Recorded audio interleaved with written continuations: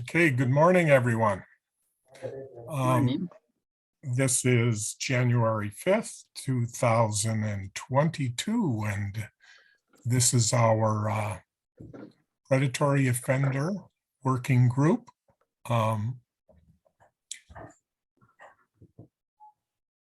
It's interesting that you all received the email on the draft report. You've had about 10 minutes to review it all, so I expect extensive discussion of the areas, but no, expectation is that you won't have been able to dive into anything at this point, but we can go through the different sections just to see where we are at this point. This morning, we have Sheriff Heck and Angie Kisa. I don't believe Stacy was going to be able to make it this morning. Yeah, that's my recollection too. I feel like she was out of town or something. Okay.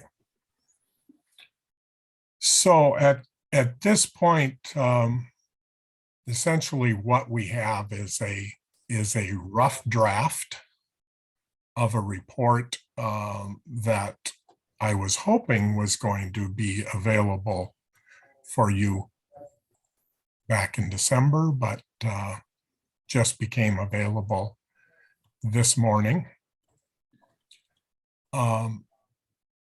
Olivia, did you have anything to start out the day? No, thank you. Okay.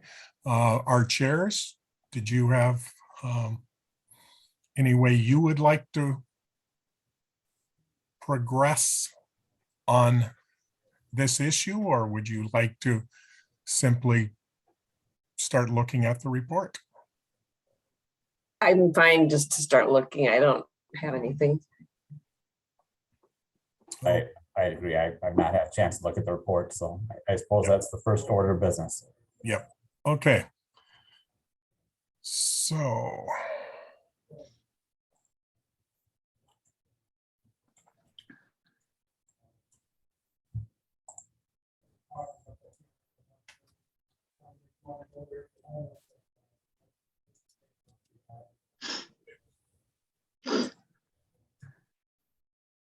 you all see that?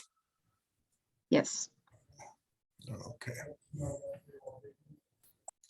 So this is just what the cover, again, think of this as just as a working draft.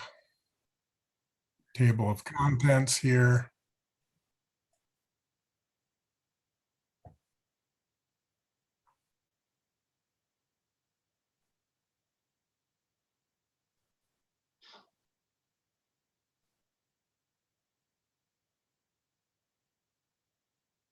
Now we're getting down to the content. There are some comments that have been included in here already. They will be noted in brackets. So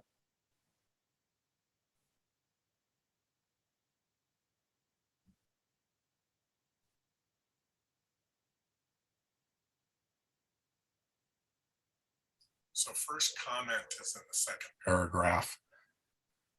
The comment that simply cite the CSC working group's report here, which goes into the nuances of how the POR working group came about. This statement is stretching it, since the only consensus there was on the CSC group was that this issue needed to be studied and it was out of scope for them.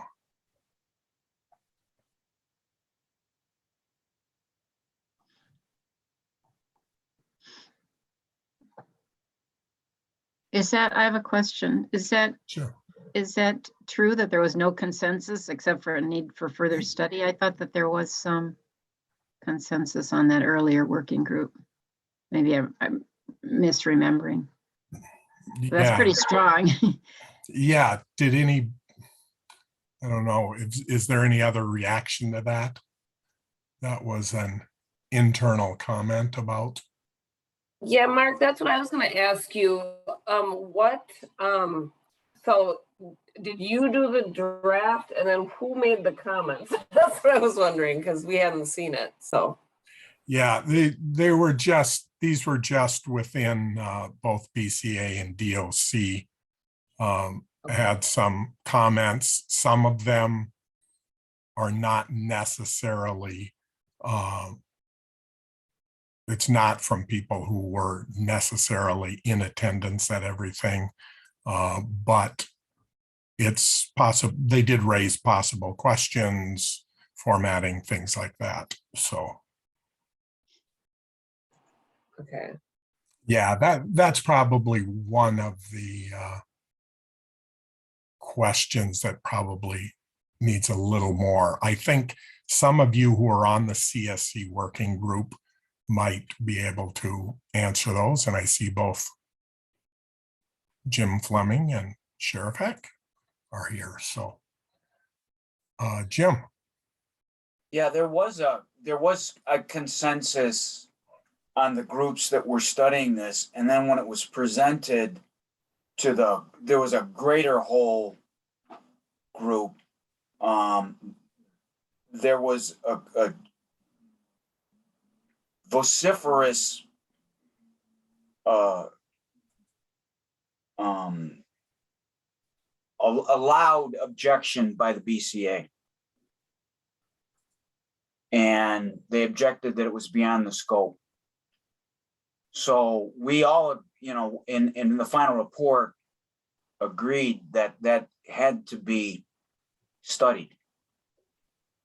It wasn't, I mean, there's no reflection of a compromise. I mean, everybody was in agreement that this really needed to be looked at, because we were sort of, one, we didn't know if it was effective. And two, we felt that if you were going to do reform on, crim sex statute, this collateral matter had to be included. So does that respond to your question, Patty? Yeah, I just think it's a really strong statement. And I was not part of that group, so I was just clarifying. Okay. Sheriff Heck? So I'll defer some of my recollection to Jim's recollection, because this was discussed primarily in a subgroup that I was not a part of. So I wasn't in on a lot of the ground floor discussion regarding this issue. I would have been part of the larger group. And I'm struggling to recall exactly what was said again, because I think because of my participation in this topic was limited. But when I look at the two statements here, I think it's pretty nuanced difference between saying that the CSC working group recommended this group be established versus the CSC group thought that it was an issue and it was outside of their scope. I don't know that there's a large gap between those two statements. Yeah. Okay. I don't think there's a big conflict here then. That essentially it. Yeah.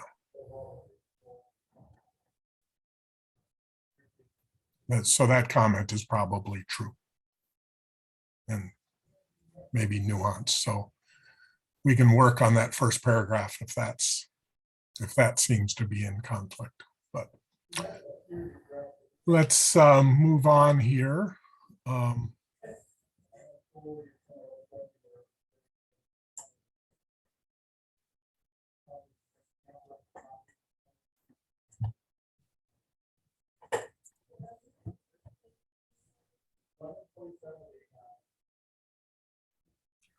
there's anything controversial.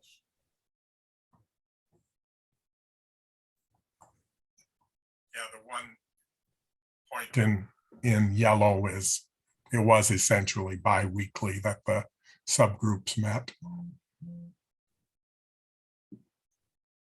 Just on alternating weeks.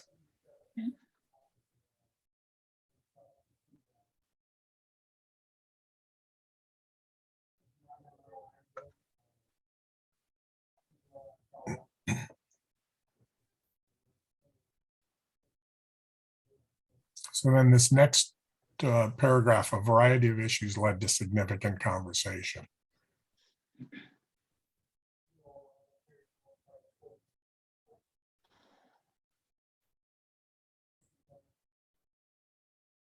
And the comment is, this is unclear.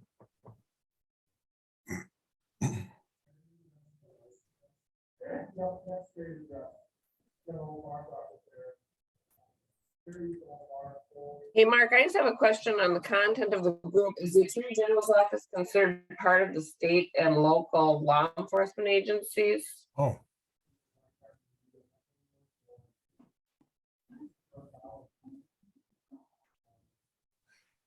This was from the statutory language, so Oh, okay. yeah. Oh, you would- okay. So that's just something you guys did. Okay. That's why you would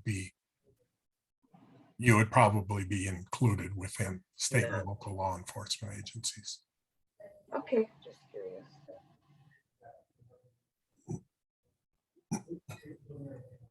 I think that, I'm sorry. Yes, Beck. Well, I see other hands up. I should have raised my hand first. Oh, Sheriff Heck was first. Sheriff Heck, did you have? Go ahead, Pat. This is just me reading it for the first time too. I think that there might be a need to make a statement that, you know, it was developed.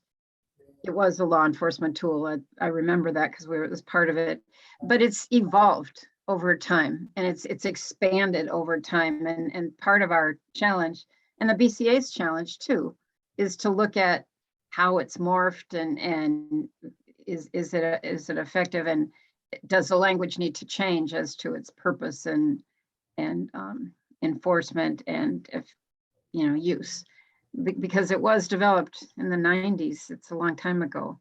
So possibly it could be an expanded, beyond that. It has been strengthened and broadened.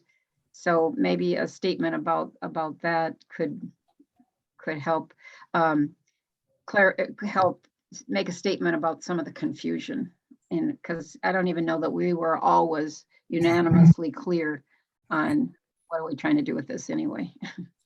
Very much. And there is some more history included later of the whole process. So that might cover this. And Yeah, I mean, I think under the case law, it talks about to assist law enforcement with investigations, to assist in tracking offenders in the community. It's been kind of expanded, I think.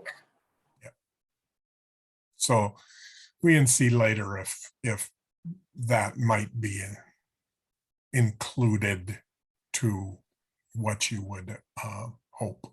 So Sherry, or is it Sheriff Heck, did you have other comment?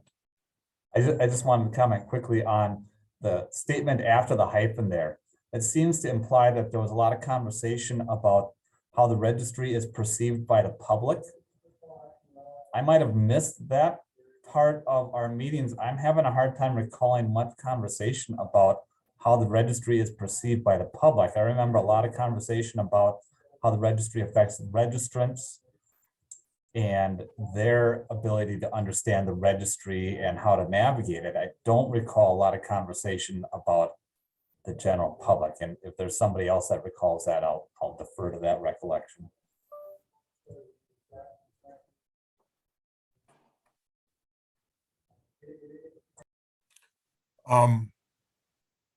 Any response to Sheriff Heck's comment on that? that's on that last category there, or the last part of this.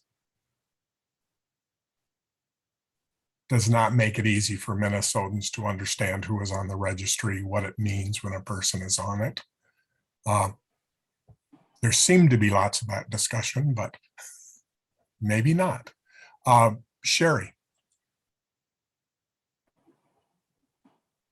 My comment was similar. I think the question was posed, is the registry working? And that's what got us into the discussion around how it was defined initially and for law enforcement's use. And then I think the collateral consequences is what came out of that based on how, and so I think my first question is, when you go back to the list of participants, obviously, yeah, anybody who is a civilian, if you will, is not listed as part of the working group. So as a voice for that, those who view data for the purposes of employment or things, which is assuming why I'm on that, I don't know that you've captured anything in terms of, or just wondering where someone like myself or, Patty, you're far more involved and affiliated than I am, but how do you get the voice of those who apply the registry, which I assume is why I'm on here, in that list? Because I don't fall into any of those categories, number one. I'm not sure that Patty did either, but perhaps yes. And then my question on the Minnesotans was more, I think it became part of the collateral consequences, which is what the subgroups broke out to, because the impact associated with the original statement was having collateral consequence. So I'm not sure that the bridge verbally is clear there. So, because I think you go into it, we needed additional data, but I don't recall us talking about it specifically under the public, like Sheriff Peck is saying.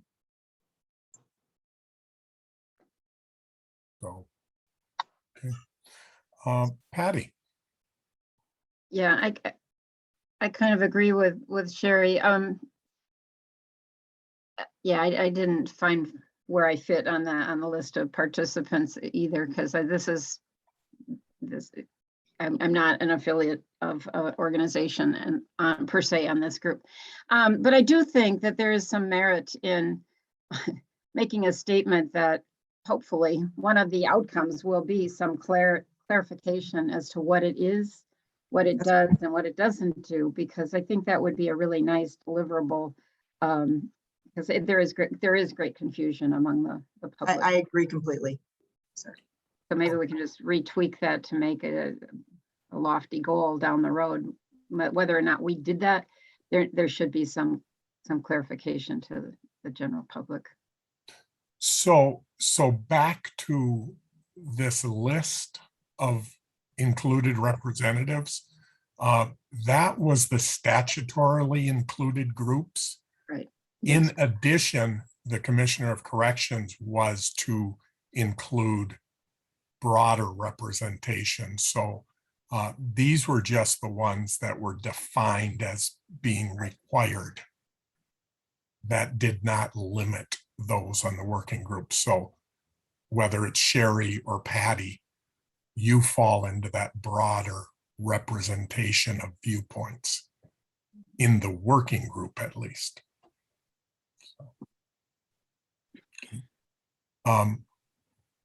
Angie. So I was going to make a comment that with this language on page 2, wait, the one you just had put up. Oh, so on the very bottom of page 2, it says, and this is a weird point, but it says the system does not make it easy for Minnesotans to understand who is on the registry. It's private data on individuals. And I know you don't mean necessarily specific individuals. I think you mean the types of offenders who are on the registry. But I just want to be sure that there's not a misunderstanding that people can find out who is on the registry. At least from the registry itself, they shouldn't be able to. And then I guess my other question is, or I don't know if there's a question or suggestion, but because nobody's been able to look at this, because we got it 10 minutes ahead of time, and that includes the chairs, I'm wondering, would it make more sense for us to all, I mean, I know schedules are hard, but I just wonder if it makes sense to give people a chance to read it, because I feel like we're going to go through this and be like, oh, that's addressed later. it might be easier to like have people have a chance to read it and reconvene. Because it just seems like this is gonna be a slow way to go through it if Yep. later on, if we're gonna keep saying, well, that's addressed later and that's addressed later, well, we don't know it's addressed later because we haven't read it yet. Yeah, it's more the idea of going through it is to give an idea, not probably delve into it in too much detail in this run through. Do you Okay, but we- see do you see a value in going through it quickly and then? Right, well, maybe just Coming go back. through really a broad I mean, tell me if you agree. I mean, I don't know if other people agree with that, but yeah, maybe a broad overview and tell us kind of the sections and what you meant to include in the sections generally. Yeah. And then maybe we could all read through it and then reconvene. Or, I mean, Sherry suggested, I think in the comments, even, submitting comments ahead of time, which that would be fine too, but I just feel like it's gonna kind of take a long time and a lot of kind of jumping back and forth if we do it this way. Sheriff Eck? I second Angie's thought here that this is gonna be death by analysis here, and we really can't wordsmith this as in real time. I would suggest that we use this meeting to perhaps talk about, I see by the table of contents that there are some things that are listed as recommendations, some things that are listed as other issues. I think maybe from a high level, we should talk about what is going to be included as a recommendation, what's going to be an other proposal, and kind of set the tone for what the language is going to describe rather than work in detail on the language. Yeah, and I think that's a valid area to go into, because I do think one of the big issues in the report will be what is a proposal and what is just additional information, addendums, whatever. Because there is disagreement on the idea of whether the report proposal should be unanimous or if they should be possibly majority vote things. So that's probably a major issue on just the formatting of the report. I think I've heard fairly clearly from everyone that you want the viewpoints and the positions included, but where in the formatting of the report is a different thing. That should the main body of the report only have those things that are unanimously agreed to, and that essentially everything else belongs in an addendum area. So let's just scroll down to, again, this initial, I'll just say quickly, the statutory authority. It just includes the actual statutory language. The list of working group members. Here's a little bit more background on what has happened with the registry when it started.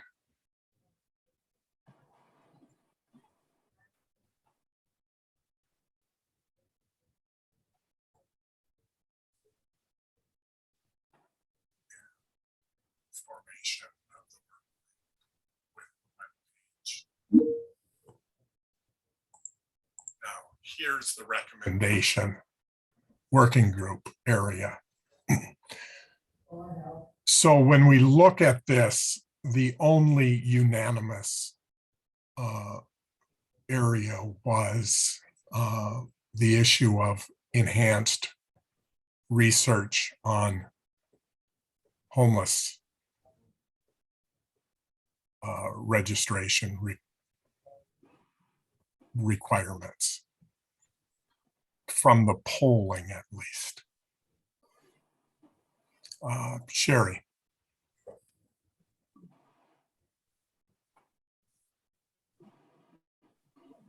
Sorry, I just, it was from a previous comment, but I think as we talk about it and we go through, I think the polling or the lack of unanimity in our decision making, I think there's a couple of ways to create a legend that shows, you know, if we're going to present these things and there was, you know, 3 versus 17 or 8 versus 11 or 10 or whatever it was, the notion of being able to potentially either attach the poll or provide context if these things are going to be, because it kind of merges minority and majority reporting. If you show that although these are being presented, we did not have consensus, but these were the topics that we delved in on. Because I think the productivity of the team, while we may not agree, it is you know, 30 people on the working for several months, which is enlightening in and of itself, to show that you have such, there is disparity, and some of the recommendations that we feel strongly about, which there are minimal but a few, or, you know, if you've got something that's 11 out of whatever, or that you can show that matters, that will help. And whether you include that in the line that you're presenting or as an attachment, because that polling really is very indicative of the voices across the group. And then, and the only reason, you know, because I do think that we were tasked to do something that has been harder for us to do. And we want, Mark, you to feel, I'm sure, like, you know, we've put some effort towards pushing something through. The second thing is, I think that if you were to ask for the feedback and if we were to create a grid of things that are more adjustments to language, we agree where we're, however, we might suggest by paragraph that these are things. Apparently you're not hearing me well. So if you had a grid that just allowed us to bucket our thoughts in terms of language, you know, things that we disagree should be in there, or references, just so that you're not siphoning through a million comments. I think it would be helpful for us to organize our thoughts and get back on a call if you provided us a framework for how you want the comments to come through by section, by line. Yep, and I think that absolutely, that's the intention, is that it not be limited to comments made today, but that you have the opportunity to make those suggestions, and do feel free to make those comments on a copy of this draft. And that would probably be the best way of doing that. Send that copy to both Olivia and me, and that way it can be consolidated so that we have those comments. And if there are some clear consensus things, it can be put into a draft. But the real work on this, sort of coming to final ideas on what should or should not be included and in what part of the report it should be, would be done next week at the next meeting.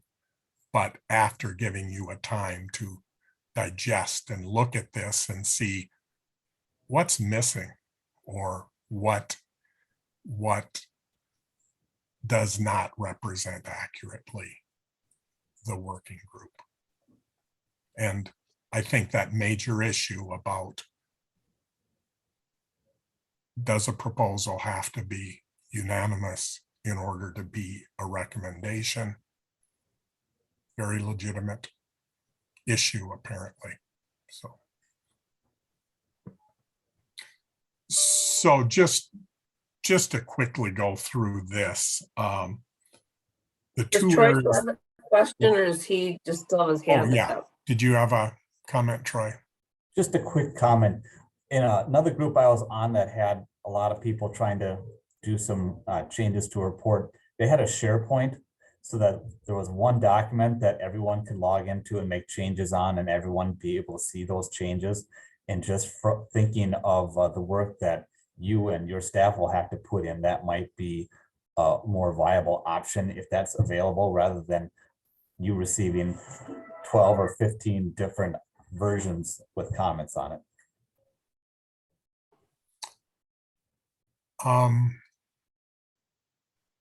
Yeah, we could look into that, see if we can get that put up in the next day or two to have one place to make comments. But in the meantime, if you have the opportunity earlier, do please review it and make comments. I know how that goes, that at times you may even wake up at 2 in the morning and think, oh, this is what I meant. So, okay.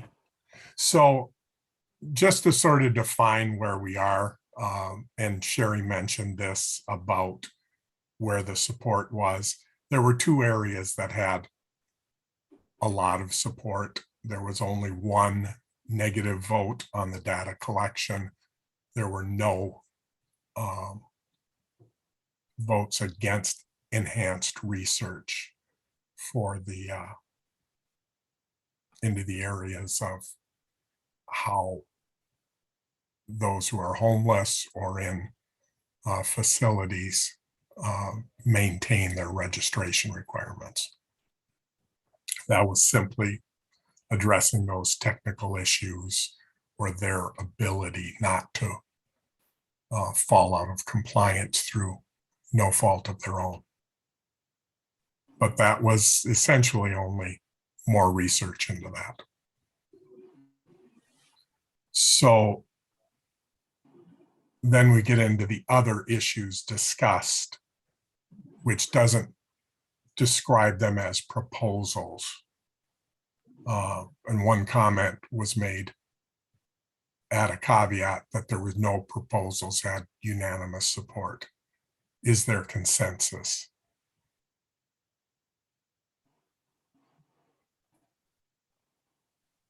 And that all I statutory. know, Mark, I know that we talked earlier, at least in the co-chairs, we talked about perhaps putting in a majority and minority view, or at least indicating, and I think Sherry said this too, indicating the report, which at least had majority support, if not unanimous support. Yeah. So the idea is that, should that be included as a proposal, or should that simply be included in an addendum as issues where there was not unanimous consent, but rather, regardless of how large of a majority it was, there was still not consensus / unanimous support? Well, I think just whatever way it's in there, yeah, maybe it's not if it's not a proposal, then whatever way it's in there, it just seems like it would be helpful for the legislature to know if it was. And I mean, maybe the representatives can tell us this, but if there was at least majority support for it, or if it would help to know that 7 out of 10 surveyed support it, you know what I mean? Whether it's a proposal or a discussion point for change, either way, it seems like that would be good information. Nate. I was just going to suggest maybe having like a unanimous, well, I'm not sure consensus implies unanimity. I think consensus just means that it was the sense of the group, even if there was a dissenter or two. But it might be helpful to have like a section of recommendations, unanimous or consensus recommendations, and then have another section, majority recommendations, but without consensus. So legislators could clearly see what was definitely burning and what's just kind of smoldering. And I think that's that idea is something that might be more resolved next week, because depending on what the language and how people react to any of the language or proposals, they may move up in support or move down in support for things. So Representative O'Neill. So you asked for the legislature to weigh in, and I don't know if Representative Mueller will, but I can tell you that it depends on who the dissenter is. So this is a tool for law enforcement so that we can keep track of people that we consider dangerous in some sort of way, predators. And if law enforcement is saying, no, that's a bad direction to go, then that's going to be incredibly impactful, which is what I've said since probably day one of this. The legislature is not going to move something forward when it's a tool for law enforcement if law enforcement is opposed to those changes, because they're the ones that use it. It's private data for everybody else, but for law enforcement, it's a powerful tool. So I guess it kind of depends. I mean, if law enforcement is supporting it and they're in the majority, that's a different picture. But I can tell you that if the several groups that comprise law enforcement associations come to the legislature and say, we adamantly oppose this, this is unworkable, it's not going to move forward. I think the point of a working group is to work out some of those issues before it comes to the legislature. That's sort of the intent behind working groups, is to come to some sort of agreement, a resolution. I've been on many, many, many working groups, and that's sort of the point of the working group. So just to say, well, a majority support that is not going to be incredibly helpful to the legislature, because their first question is going to be who dissented and why. What's the problem with that? That will almost assure that nothing moves forward. So that's sort of the framework that we need to think about things. So, which is why I constantly ask our one law enforcement representative that's here, what his thoughts are, what are law enforcement as a whole. And that's why I also refer to the BCA, because they're the investigatory tool that help law enforcement to solve cases. So that's sort of the framework that the legislature would look at this. And we do have Chief Tuscan here also.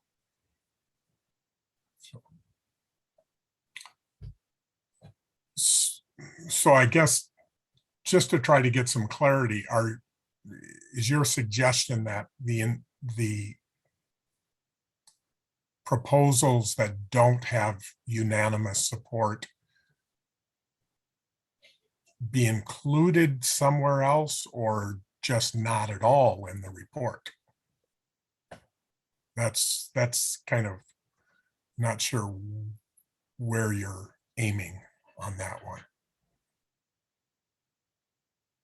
Oops, there you are. All right, I muted myself. You can certainly include the conversation that was had in the report, but I'm cautioning the group that just because you have a majority opinion, that is now a strong suggestion to the legislature to make that change, when in fact the dissenting opinions would come from law enforcement. You can certainly put it in the report, but you need to make abundantly clear who the dissenting voices are and why, because that's going to be the very first question that the legislature asks, particularly the Senate. The Senate will look at that and go, okay, you've got a 7 out of 10 that support this, just 70%. What did the 3 people that dissented, what were their concerns? Because that's what the legislature does, is we deal with concerns.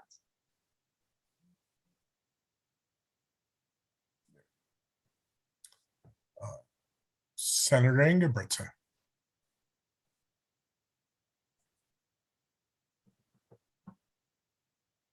Are you able to unmute?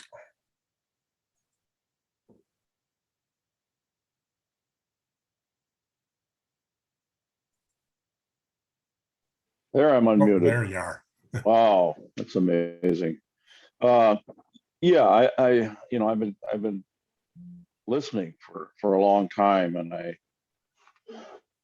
you know, I want to jump in and I want to, I don't know what to say. I can tell you that the political field out there right now, when it comes to crime or crime prevention or crime detection, right now is going to be high. That's going to be one of the priorities, I think, in the session. Everybody thinks that spending money is going to be the priority. However, I truly believe that that our Judiciary Committee that I'm sitting on with Chair Limmer is going to be very busy, and I don't think you're going to see a lot of wanting of legislators to, if you will, loosen anything right now, and you know, maybe that's not what we're talking about when it comes to the news media right now. It's all more serious gun crimes, things like that are on there. But in general, that's all going to be considered. So the consensus is fine. I think that to review the good work that everybody's done here and look at that, come before the committees and you know, bring this forward. But boy, I'm telling you, it's going to be a tough sale if it's anything at all. You know, if the BCA is your number one investigating agency for these types of crimes, and they don't go along with it, or at least stand in the way of it, or suggest strongly that this is weakening the system, the legislature is just simply not going to go along with it. But I think, you know, I certainly appreciate the work that's been going on. I think we should hear it.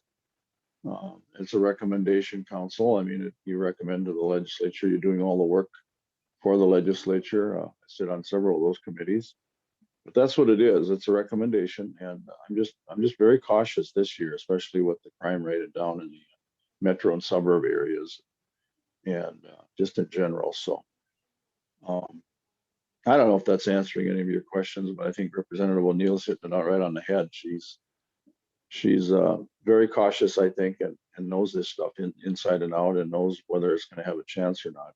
And I think she's somewhat accurate when she says the Senate's going to probably look down upon some of these suggestions. But there's nothing wrong with giving it a try. That's how you move things along. When laws were passed in 1990, and they need to be looked at. They need to be looked at occasionally. Some will say maybe they need to be toughened up even more. You know, I mean, that's what you're going to get. That's what you're going to hear. I think, and I think it'd be unfair if I didn't tell you that. So, but I'd like to look at the report and see what goes here.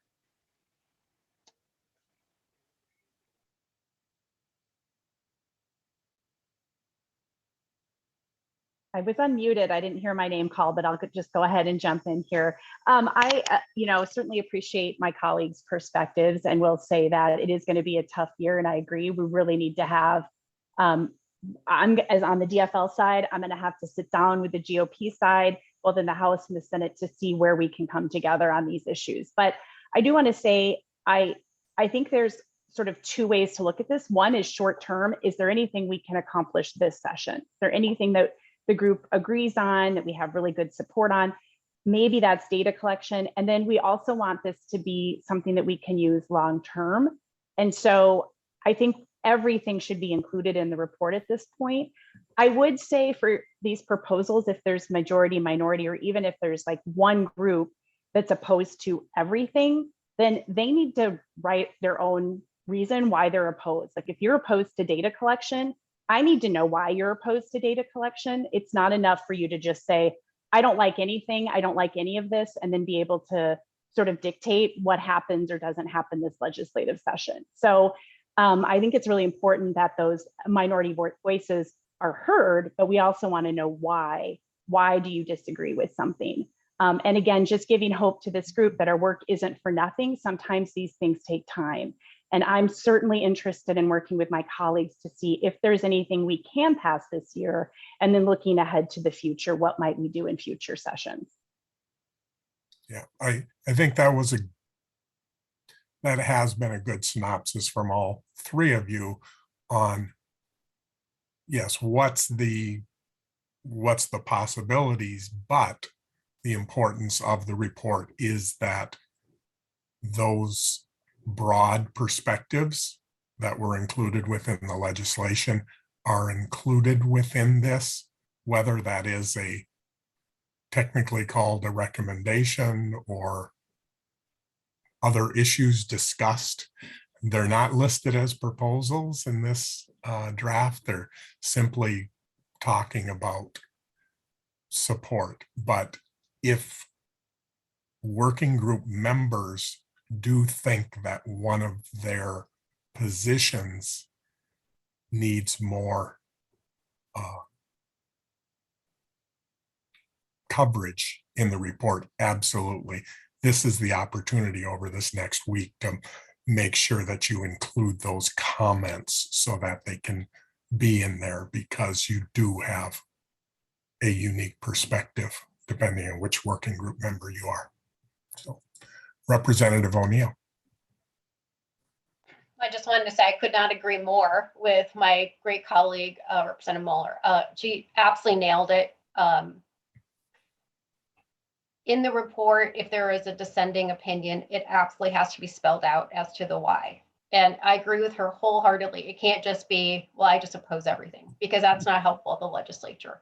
I tried to say that earlier, but she most articulately explained all of that, but I could not agree more. So you can definitely put the points of discussion in the report. I think it's important for the legislature to know what was discussed, but what's really important are the things that we're actually going to recommend and the why. And if there is a dissenting opinion, who it is and why, and let them say it in their own words. Absolutely. Thanks, Kelly, for saying all that.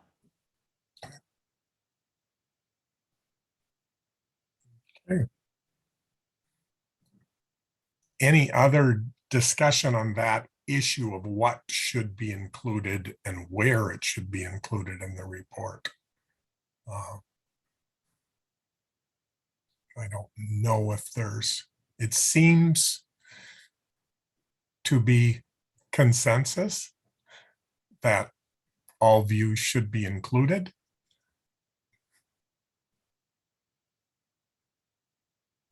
But not as fighting out on recommendations and saying this is the a proposal that won by a 11-10 vote.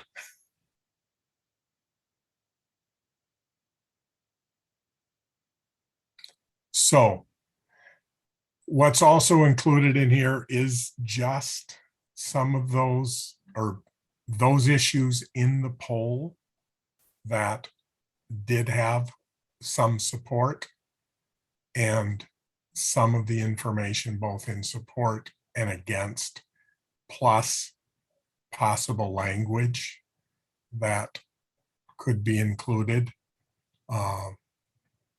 Again, as you look through this, depending on which subject matter it is, that's where it's important to make sure that those positions you discussed, that information you provided from your unique perspective, are going to be included in this report, and to have you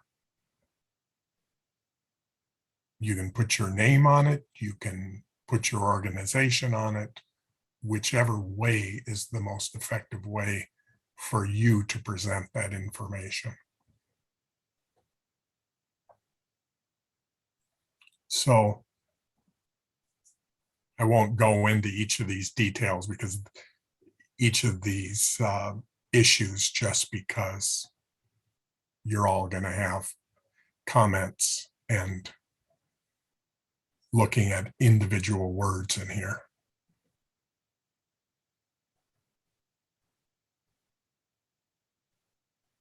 Let's see.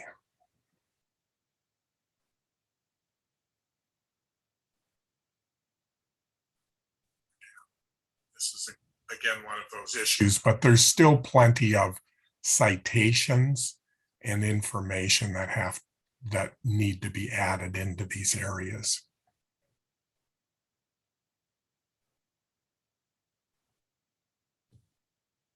Yeah, one of the major suggestions was, if it is a non-consensus, which is essentially almost everything, that it should be included in addendums rather than in a recommendation report. But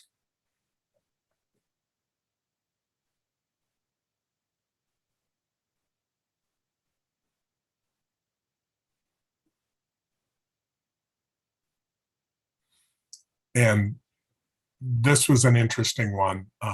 Those not inside the working group, in addition to those, some of you who are on the working group are really confused by this whole language on the registration requirement for false imprisonment. It is a very complicated issue.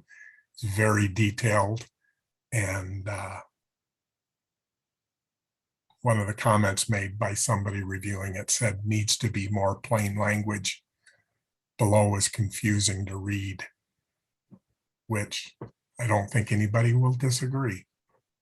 So if somebody has a great plain language description of this issue, it'd be good.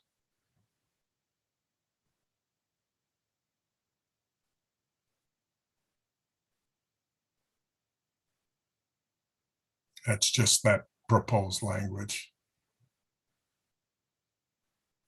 And probably the same thing applies to this limiting convictions that restart the registration period.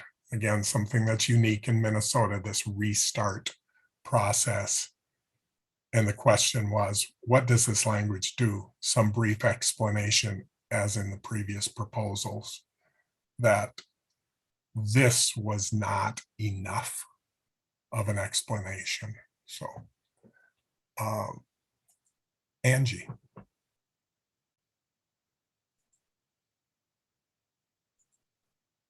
Are you able to unmute?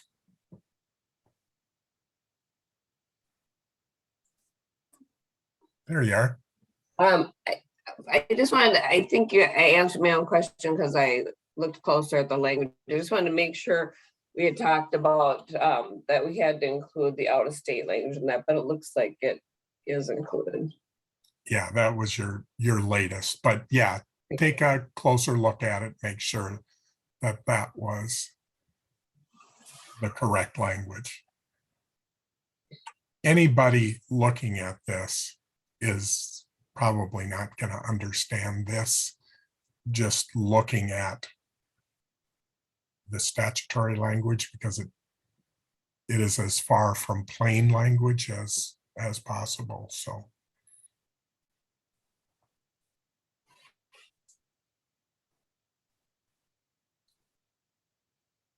and then this provide assistance to registrants with unique challenges to compliance.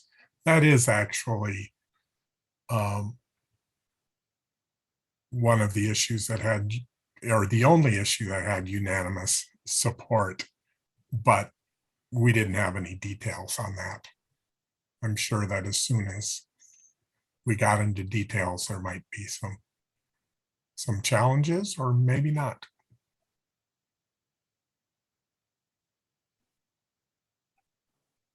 And then on the opposite end, this was probably the most controversial of the issues, was replacing the term predatory offender. And probably some of the most interesting discussion we had right towards the end was that soft opposition to it was interesting.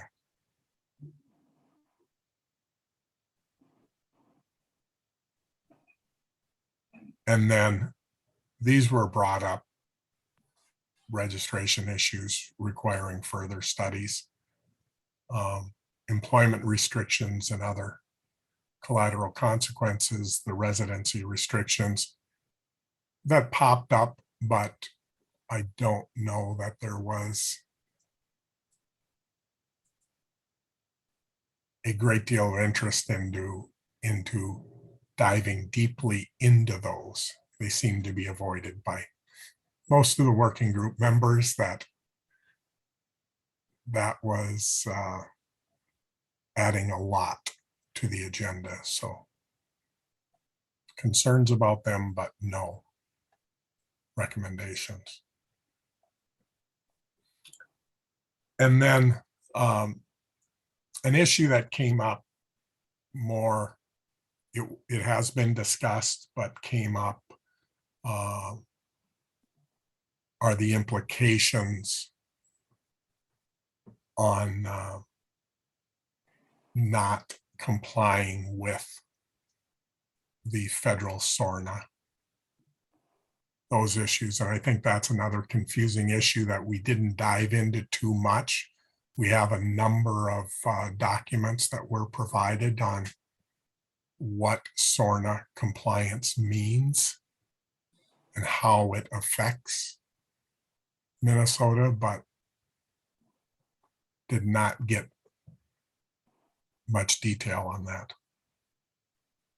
I noticed one of the comments is to clarify and expand on how it affects Minnesota. I'm not sure who that's from, but yeah, I mean, the legislature might be interested in knowing just from a straight dollars standpoint, how that impacts, compliance, or how compliance impacts the grant, you know what I mean, from Minnesota.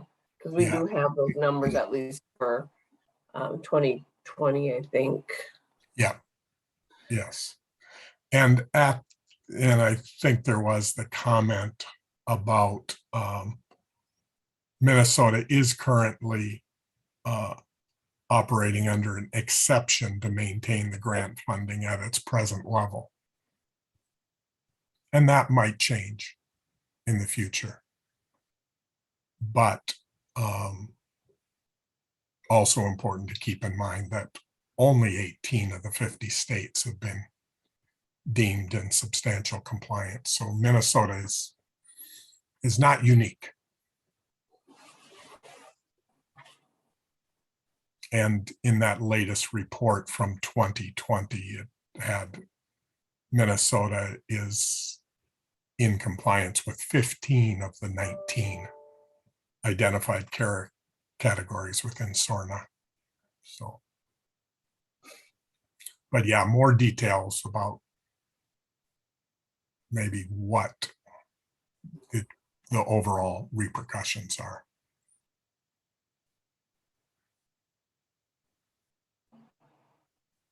Yeah, because my understanding is and Katie can maybe elaborate if she's still around, but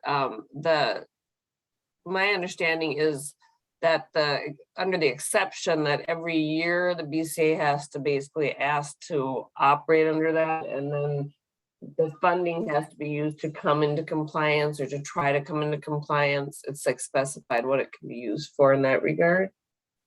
Yeah, and I think that's something that, outside this meeting can be greater elaboration on what are the repercussions,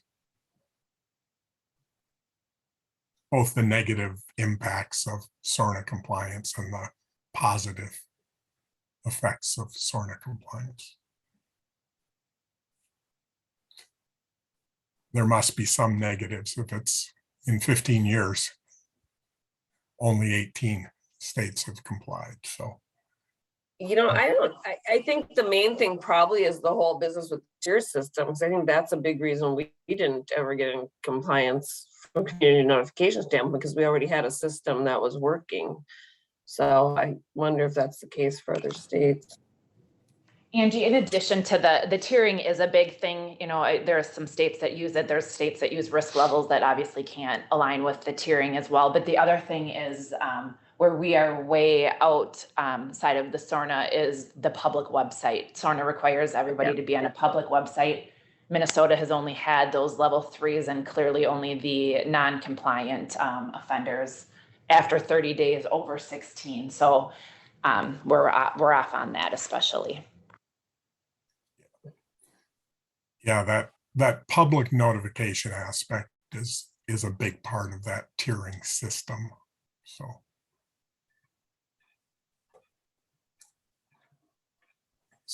So the conclusion is probably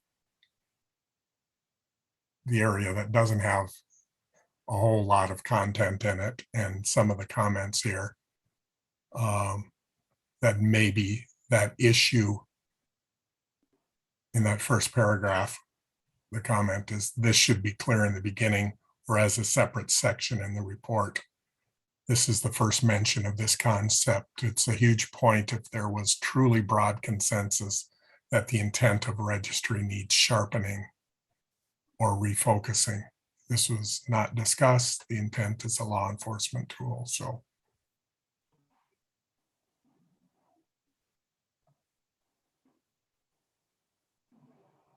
yeah, the directive from the legislation did say that is the intent of the registry. Is it being adhered to? Patty. Had a really good thought, and it sort of went in and out.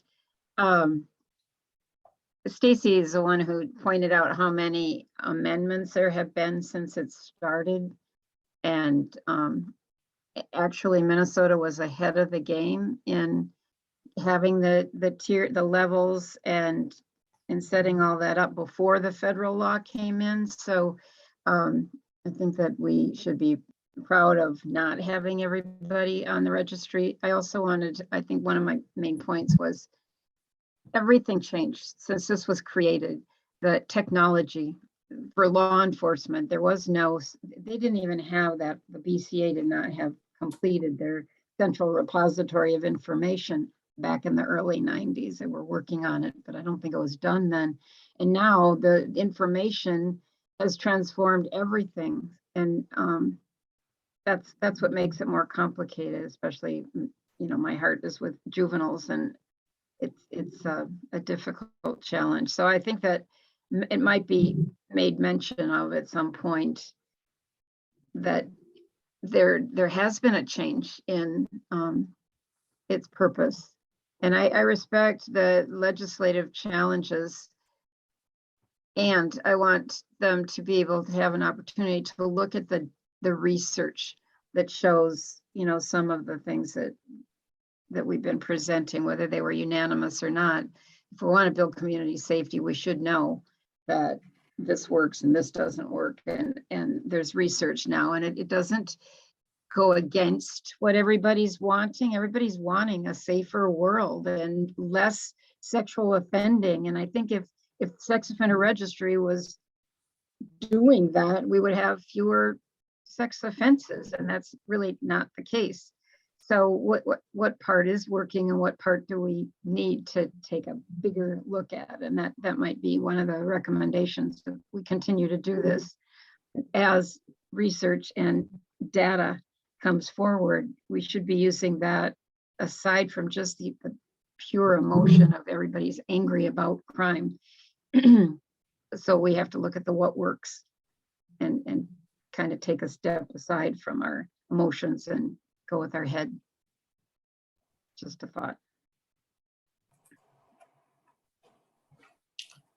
And it's here an interesting comment here about a range of differing opinions. Should the options be clearer, or is it too complicated to lay out options? There were a lot of different options. They were kind of distilled down into those poll questions. But maybe they're not distilled down enough at this point. So that's another thing to consider.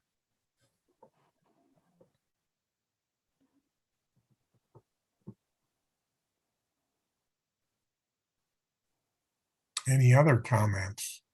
So we did actually get through what exists as this first draft, at least.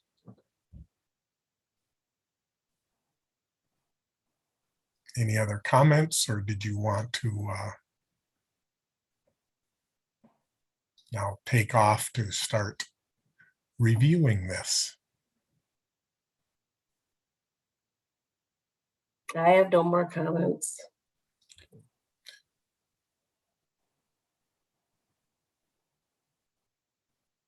Okay, were there any public members that had comments? Patty?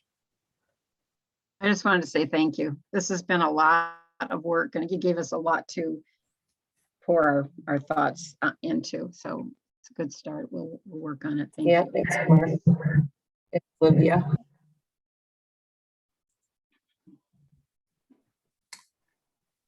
Okay. Last opportunity to comment. Any last thoughts, Sheriff Heck, Angie? So we should review and get comments to you if possible within the next couple days. Yeah, best would be the sooner we can get the comments, the sooner they can be added in. And then, and I will look at that, seeing if we can get a SharePoint place to put those comments in, but it would be good to have the comments this week. And then there's another meeting next Wednesday. Next Wednesday is our next meeting. And that really needs to then focus on what the final report is going to look like, so that we can then come back to really. And I start trial next Wednesday morning, so I think I'm not available for the meeting next Wednesday. So I'll get everything I can to you on my suggestions before then. And send the response back to both Olivia and me. Okay, there's some chance my trial doesn't start till the afternoon. I'll double check on that. Sheriff Heck, did you have anything? Not at the moment. I'm sure I'll have lots to say in writing, but I was just going to echo Angie's pointing out that our next meeting is next Wednesday. Yes. Get everybody on track. Thanks, everyone. Okay, thank you. Thank you. Thank you.